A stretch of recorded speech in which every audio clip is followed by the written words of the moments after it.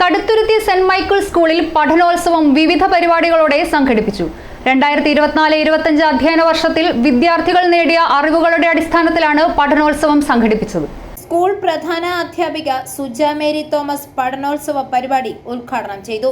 അധ്യാപകൻ മാത്യു ഫിലിപ്പ് അധ്യക്ഷത വഹിച്ചു.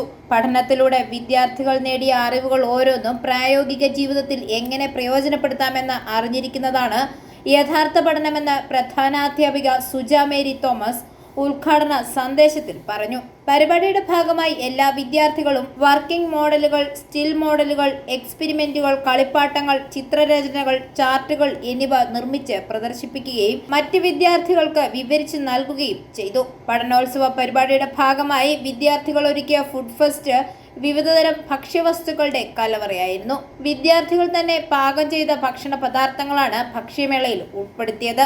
School senior assistant Jijimol Abraham, staff secretary Biju CJ, അധ്യാപകരായ Denny Stephen, Teena P John, Rahul Das KR, Roshan James, Mathews George, Jino Thomas എന്നിവർ പരിപാടികൾക്ക് നേതൃത്വം നൽകി. 2024-25 അധ്യയന വർഷം കുട്ടികൾ നേടിയ പഠന മികവുകൾ ഇന്നിവിടെ പഠനോത്സവമായി സംഘടിപ്പിച്ചിരിക്കുന്നു.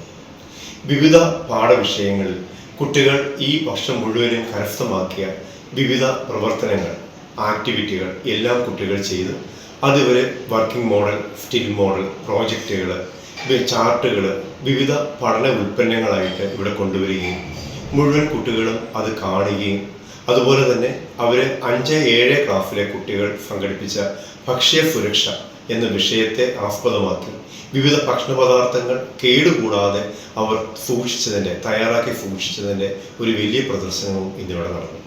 ഐഫോറിയ ന്യൂസ്, ഏറ്റുമാനൂർ.